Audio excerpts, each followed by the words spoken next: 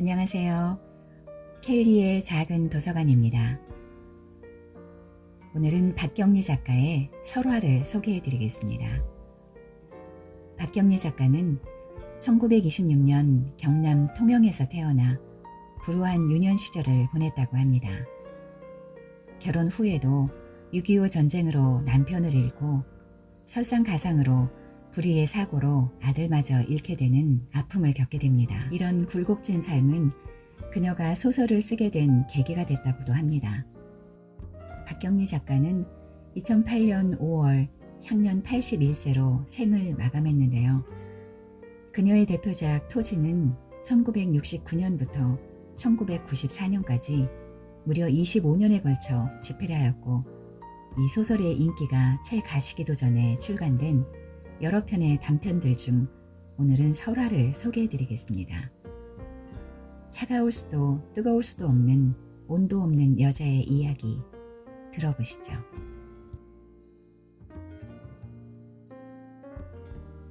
정원이 검사 부인이 되어서가 아니라 원체 그의 기품은 도도한 것이었다.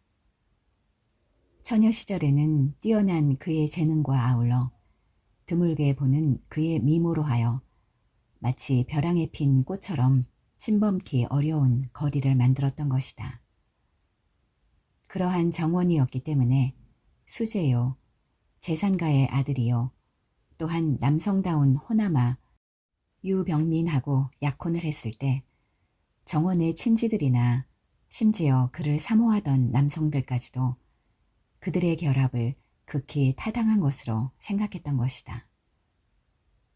병민은 정원과 결혼한 지 1년이 못되어 검사가 되었다.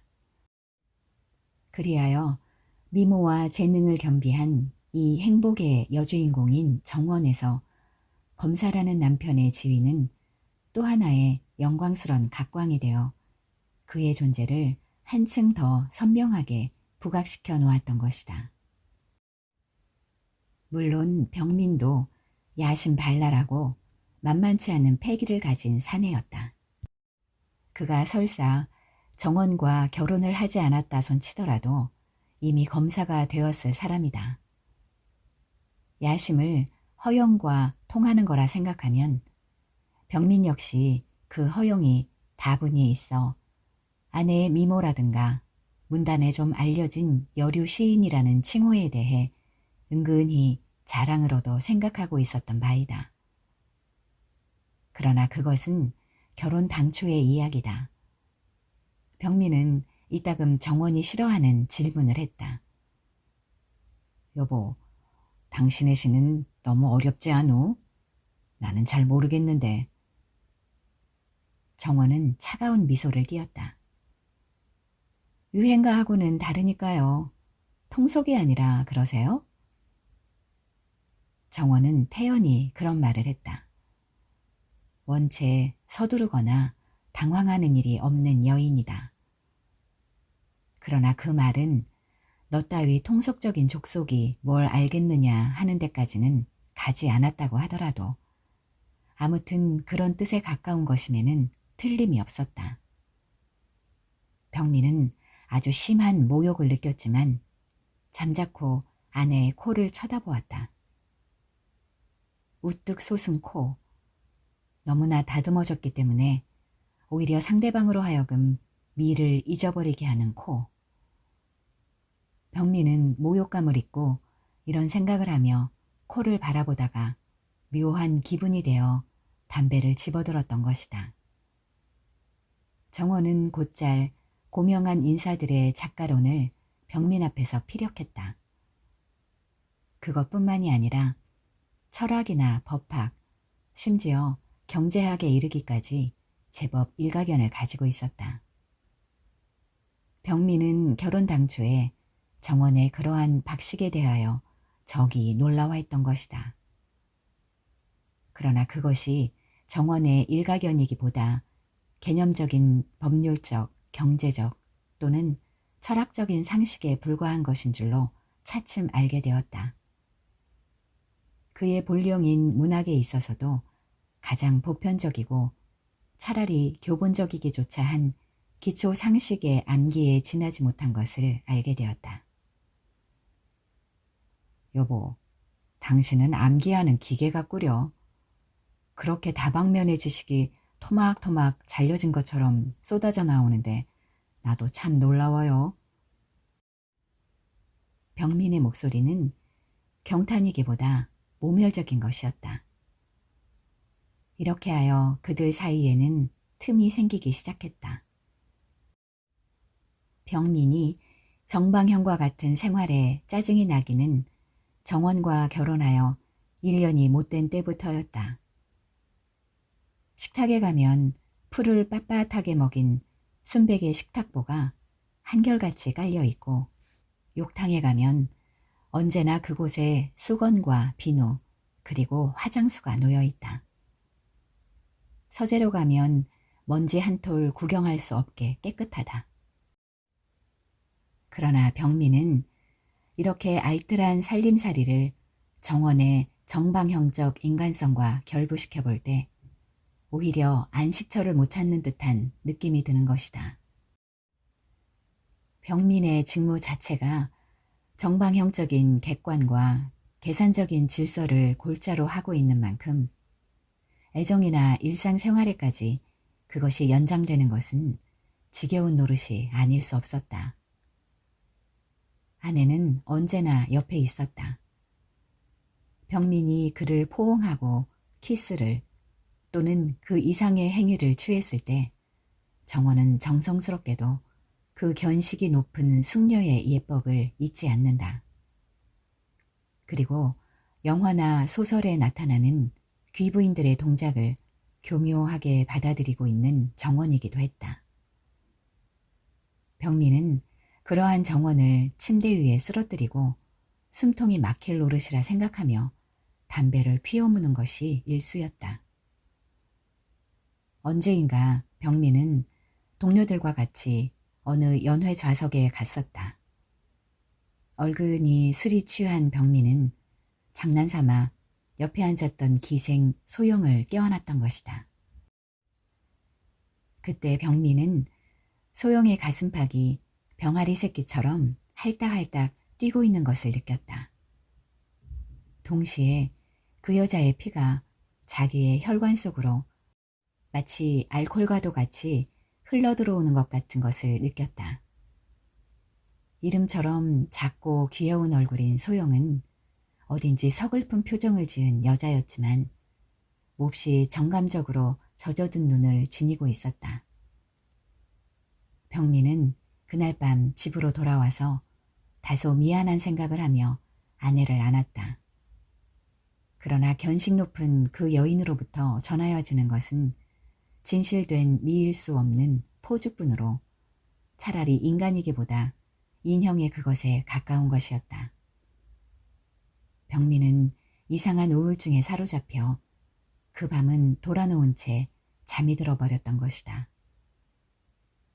사실 병민은 결혼 전에 밤거리의 여자를 경험한 일이 한두 번 있었다. 물론 일종의 호기심에서 한 것이었지만 그러한 밤거리의 여자와 정원의 경우가 다른 것이 없었으니 여자란 다 그런 것인 줄로 알고 있었다.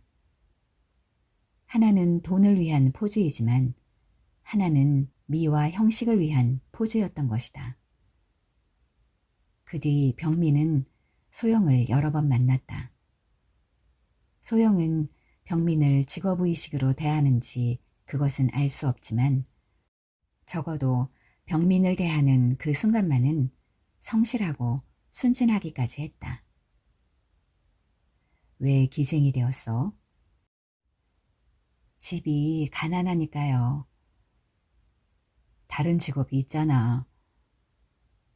무슨 학력이나 기술이 있어야죠. 그리고 가족이 있으니 그들을 먹여 살려야 해요. 그럼 빨리 봉을 하나 물어야겠군. 병민은 웃으면서 그들 사회에서 흔히 쓰는 말투로 농을 걸었다. 첩살이를 하더라도 마음이 가야 하잖아요. 여태껏 마음이 맞는 사람이 없었더란 말이지. 소영은 가만히 고개를 끄덕였다. 최상급의 표정을 항상 잃지 않고 있는 아내의 얼굴을 보아온 병민은 소녀처럼 앳된 소영의 얼굴이 오히려 맑고 꾸밈이 없어 상쾌했다.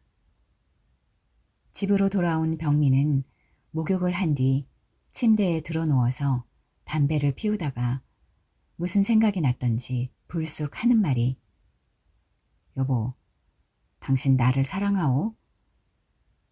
거울 앞에 앉아 머리를 손질하고 있던 정원은 새삼스럽게 무슨 말씀이세요? 그러나 병민은 정원에게 물었다기보다는 스스로 자기에게 물었는지도 모른다. 그 역시 정원을 사랑한 일이 없었던 것처럼 생각이 들었기 때문이다. 여보, 옛날에 당신한테 애인이라도 있었더랬소? 망측한 소리를 다 하시네. 나는 당신이 정말 연애라도 한번 해본 여자 같으면 좋겠어.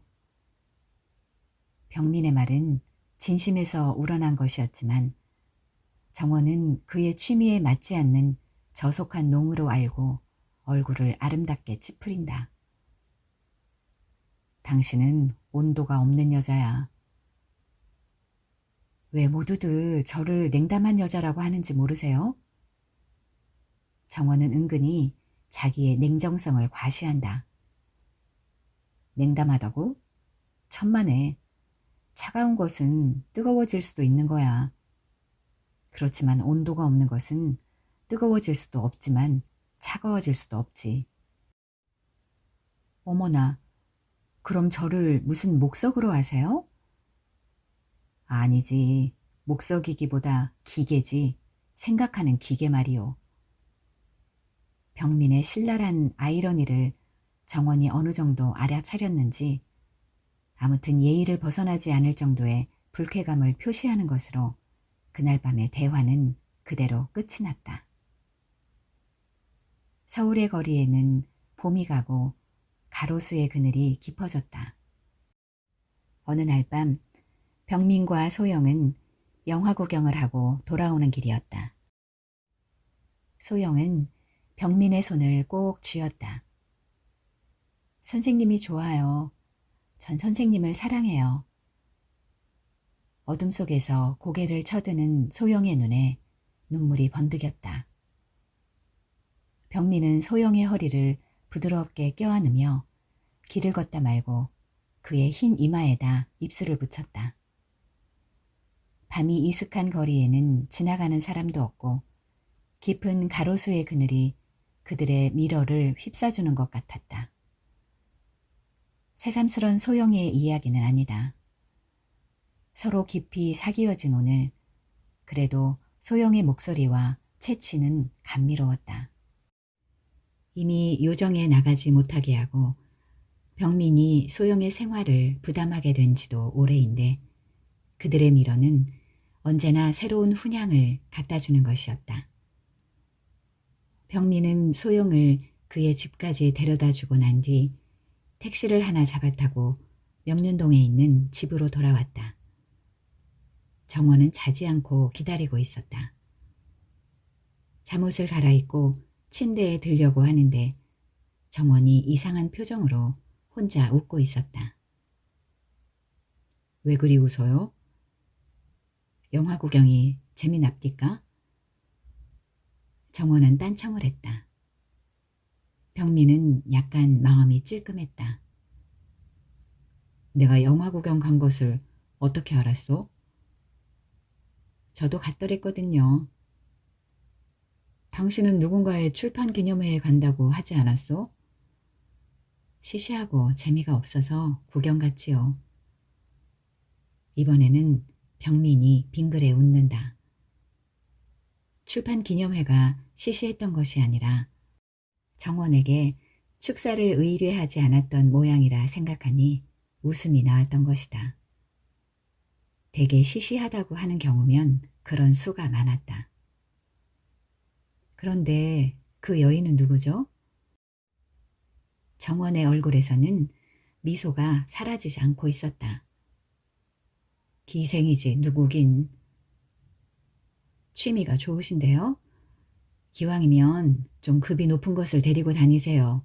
체면이 있잖아요. 내가 그 여자에게 질투라도 갖고 있는 줄 알다가는 큰 오해라는 심보가 암암리에 표시된 말이다.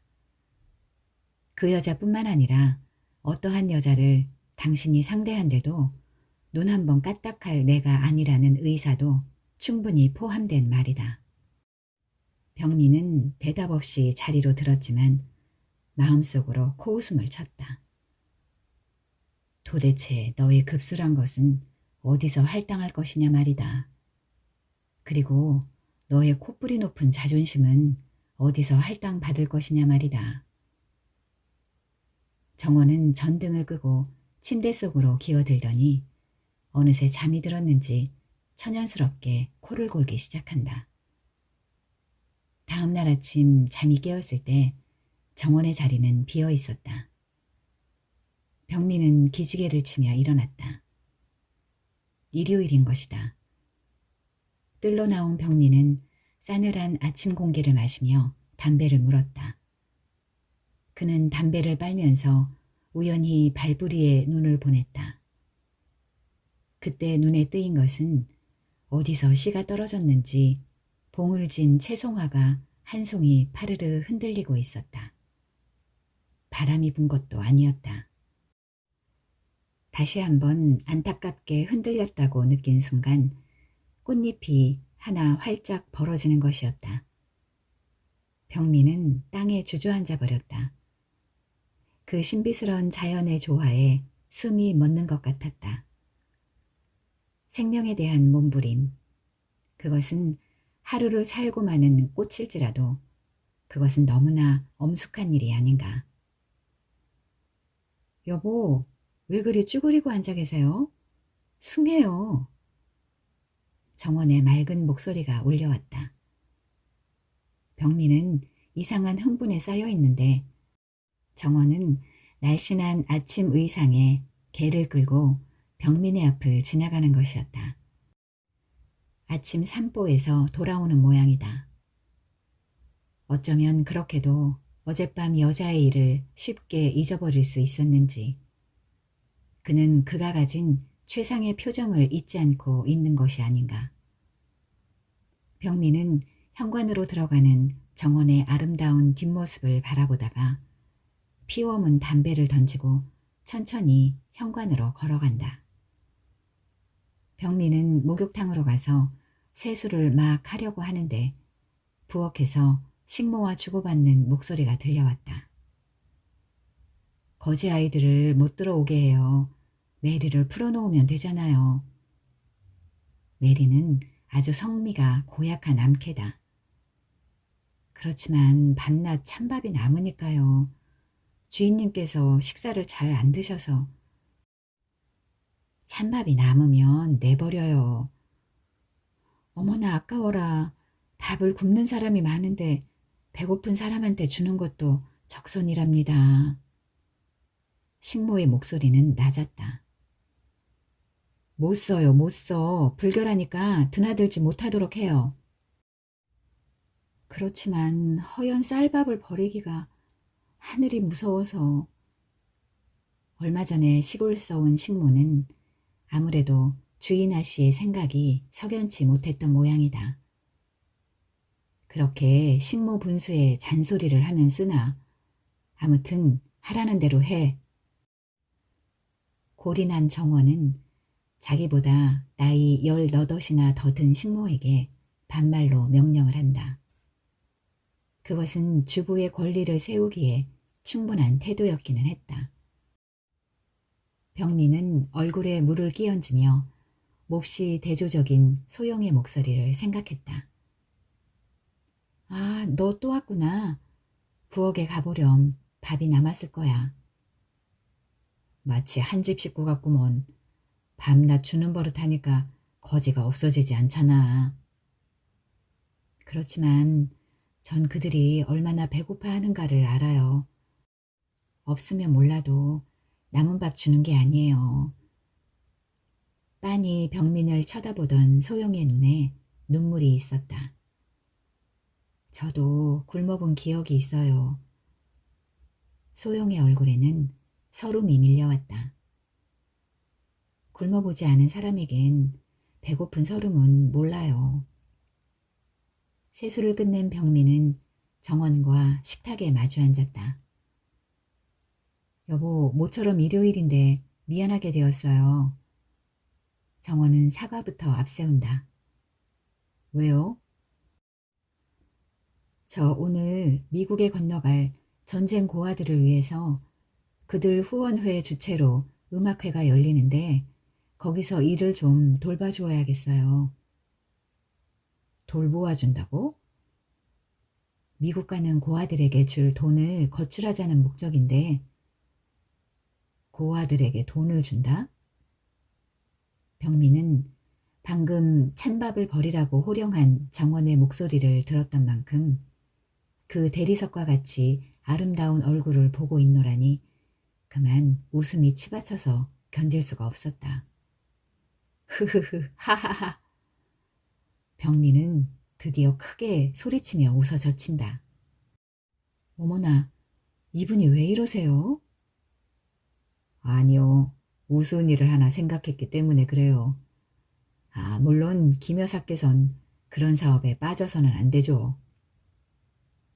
정원은 자기가 왜 조롱을 받는지 알 수 없다는 눈치다. 그러나 모처럼의 일요일인데 남편을 혼자 두고 나가는 것에 화가 난 모양이라 생각하는 모양이다. 바로 불평을 말씀하시지 않고 사람을 놀리세요? 악취미인데요? 그렇고 말고요. 확실히 귀족 취미는 아니죠. 심심하시면 어제 그 여자하고 노세요.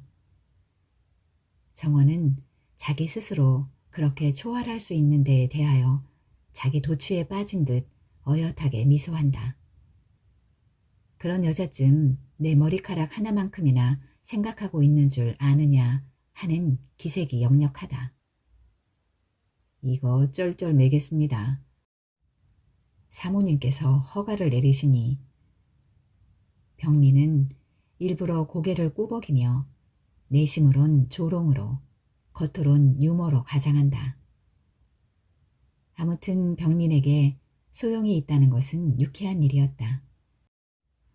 물론 정원이 나간 뒤 병민은 소영이 집으로 직행했던 것이다.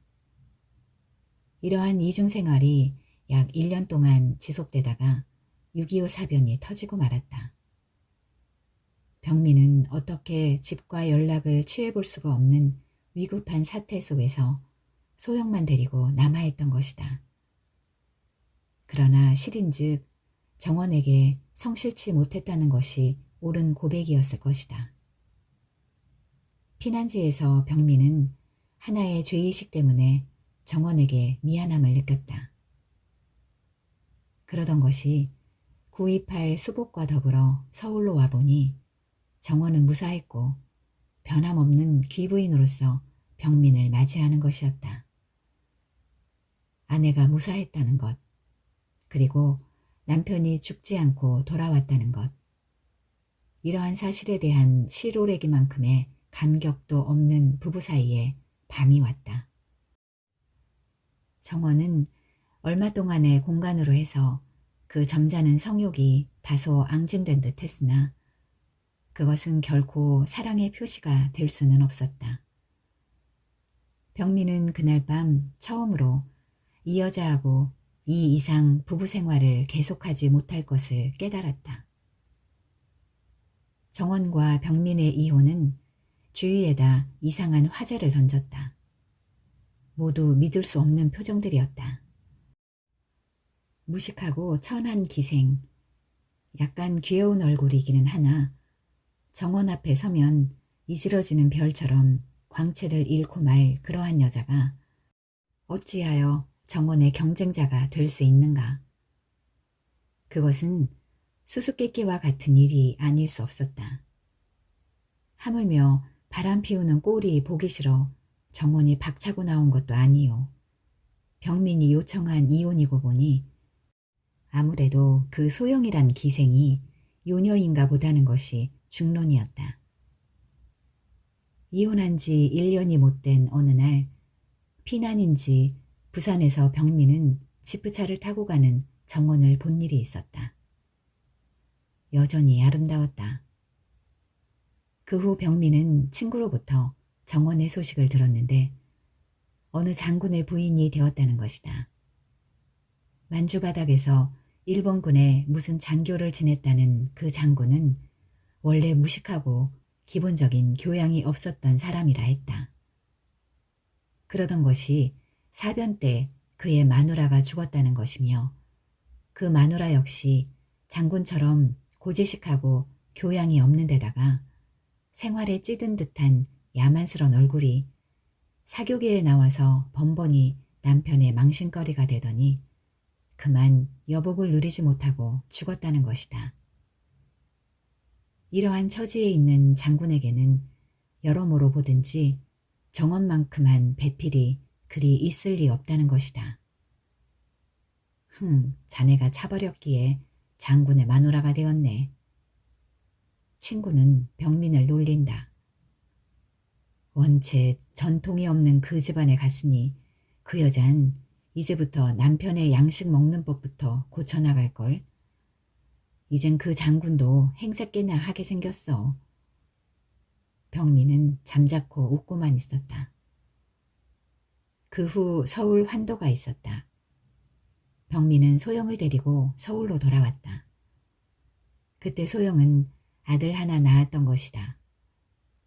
병민은 검사직을 사임하고 반도호텔 근처에다 변호사 사무실을 열었다. 병민은 사무실로 나오는 길거리에서 고급 승용차를 타고 가는 정원을 몇 번인가 보았다. 그러나 들려오는 풍문에 의하면 그 장군하고 이혼을 했다는 것이다. 그것도 정원이 원한 이혼이 아니고 장군이 요청한 것이라 했다. 그 무식하고 도깨비같이 못생긴 마누라도 버리지 않고 살아온 그 장군이란 사람이 말이야. 어째서 그렇게 아름답고 여왕처럼 고귀한 여자를 버린단 말일까? 어디 신체에 결함이라도 있었던 게 아닌가? 말을 전하는 사람은 의심 깊은 눈으로 병민을 바라보았다. 신체에 결함이 있으면 누가 2, 3년이나 데리고 살라고. 병민은 정원을 위하여 강력히 부인을 했다. 사실 정원은 부드러운 피부와 썩 좋은 체격을 갖고 있었던 것이다. 사람이란 것은 조그마한 것이라도 진실을 원하는 거야. 사람은 항상 고독하니까. 진실을 찾는 마음이 없으면 아마도 생명이란 극히 무가치했을지도 모르지. 병리는 자기의 말뜻이 어느 정도 상대방에게 전하여졌는지 그것을 염려할 필요는 없었다. 왜냐하면 그 말은 아무도 듣지 않는 혼잣말이라도 좋았기 때문이다. 소영이 두 번째 아들을 낳았을 때였다. 아침 일찍 사무실로 찾아온 중년 신사는 명함을 내밀었다. 무슨 회사에 사장이라 쓰여 있었다. 어떻게 오셨죠? 일신상의 일인데 아내하고 이혼을 하려고요. 이혼을 해야 할 조건은 무엇입니까? 신사는 좀 난처한 표정을 짓는다. 글쎄 옳시다. 신사는 무엇라 해야 좋을지 모르겠다는 얼굴로 한동안 앉았더니 사실은 이혼할 아무런 조건이 없어서 곤란합니다. 그 여자는 영 이혼을 안 하려고 하거든요. 그럼 선생님께서는 다른 분하고 결혼을 할 의사시군요. 아직 뭐 누구하고 결혼하겠다고 작정한 사람도 없죠. 이혼할 조건도 부인한테 없고 선생께서도 결혼하겠다는 의사가 아직 없으시다면 이혼을 제기하는 것은 우습습니다. 그 참 뭐라고 할까요? 신사는 초조하게 담뱃재를 턴다. 이상한 일인데요. 아, 바로 그 말이요. 참 이상한 일이요. 아무것도 버릴 것이 없는 여잔데 인물 좋고 명망도 있는 여자죠. 그렇다고 싫은 것도 아니고 그렇다고 해서 좋은 것도 아니죠. 뭐라고 할까요? 그 남남끼리 같은 생각 말입니다. 신사는 설명하기가 매우 난처한 듯 말의 두서를 잃고 손을 올렸다 내렸다 한다. 선생께서도 아실지는 모르겠습니다만 아내는 여류 시인 김정원이란 여자죠. 병민은 아연하고 신사의 얼굴을 주시하더니 크게 고개를 끄덕인다. 병민은 멍하니 앉아있는 신사에게 소개장을 써주었다. 거기에 가시면 잘해 주실 겁니다. 병민은 다른 동업자에게 넘겨버리고 만 것이다. 병민은 그 신사가 나간 뒤 크게 한숨을 쉬었다. 정원의 불행한 성격에 대해 새삼스럽게 동정이 가는 것이었다. 그리하여 한 해가 지나고 크리스마스가 다가왔다. 크리스마스의 전날이었다. 병민은 장난감 가게에서 아이들에게 줄 선물을 사고 있었다. 밖에서는 눈이 내리고 있었다. 이때 쥐색 외투를 입고 빨간 스카프를 쓴 여인이 눈을 털며 들어왔다. 어머나, 유 선생 아니세요? 병민은 그 여자를 몰라보니까 서슴지 않고 저 정원의 동무예요. 이수님이죠. 그래도 모르시겠어요? 아, 병민은 겨우 아른 체를 했다. 수님이도 아이들에게 줄 선물을 사는 모양이더니 공교롭게 같은 상점에 나서게 되었다. 정원이 죽은 걸 아세요? 네? 죽었다니요? 병민은 적잖게 놀랐다. 죽었어요. 일주일 전에 죽었죠. 그것도 눈 속에 묻혀서 얼어 죽었답니다. 스님의 목소리는 아주 언짢아하는 것이었다. 그 애처럼 그렇게 두뇌가 좋은 아이도 드물 거예요. 그러면서도 그 애는 철저한 바보예요. 모순 같은 얘기지만 그 수식적 버릇을 욕하고 미워하면서도 죽고 보니 불쌍해 죽겠어요. 그는 끝까지 자기를 모르고 죽었거든요. 어쩌면 인생을 모르고 죽었는지 어떻게 그렇게 쉽게 죽었을까. 병민은 혼잣말처럼 중얼거렸다. 눈을 밟는 소리만 뽀드득 뽀드득 들린다. 검사의 부인, 장군의 부인, 그리고 여류 시인, 미모와 그 박식, 그것이 그의 모든 재산이었죠. 사실 그가 죽기 전에 커피값에도 궁했답니다. 우리 집 2층에 와 있었죠.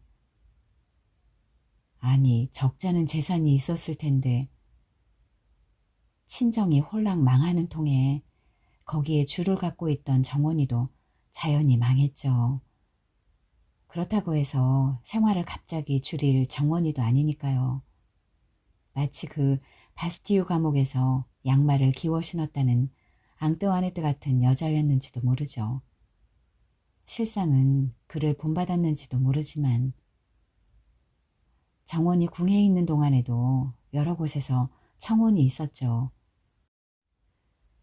그러나 모두가 모두 3번 한 결혼 상대보다 월등으로 떨어지는 사람들이었죠.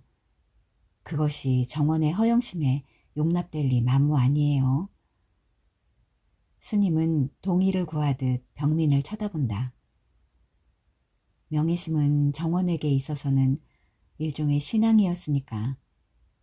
그러나 그는 몹시 초조했어요.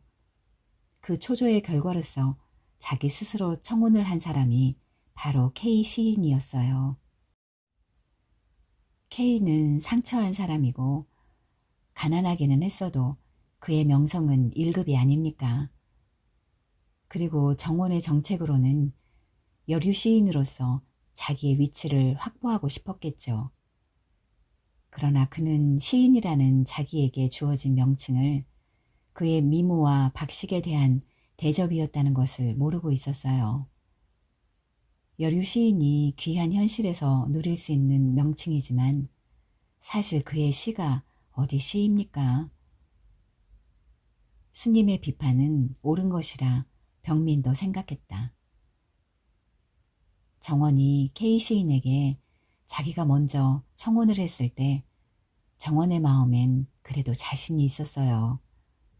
그리고 도리어 K에게 큰 영광이나 베푸는 것쯤으로 알고 있었으니 말이에요. 그러나 K는 정원의 사랑의 고백이랄까요? 난생 처음인 고백이죠. 그것을 듣고 하는 말이 당신의 시는 시가 아니오. 당신의 몸뚱아리 속에는 생명이 없다고 하더래요. 그날 밤 정원은 젊은 청년들과 어울려져서 술집을 갔더랍니다. 술이 잔뜩 취한 정원은 당신의 시는 시가 아니오. 당신의 몸뚱아리 속에는 생명이 없다는 K의 말을 되풀이하더래요. 그리고 혼자 돌아오는 눈길에 쓰러져서 죽어버린 거예요. 수님은 눈에 손을 갖다 대는 것이었다. 사실 얼마나 어리석은 여자입니까? 눈이 연방 또 쏟아진다. 병민은 눈앞에 지금 그 정원의 아름다운 몸뚱아리가 누워있는 것 같은 착각이 들었다. 기별이 와서 뛰어갔더니 바로 집 근처까지 와서 그랬거든요. 정원은 어쩌면 그렇게도 아름다운지 눈 속에 핀 꽃 같았어요. 발밑에 뽀드득 뽀드득 눈을 밟는 소리. 병민은 수님과 헤어진 뒤에도 혼자서 걷고 있었다. 교차로 푸른 신호등 지붕 위에도 눈은 쌓이고 있었다.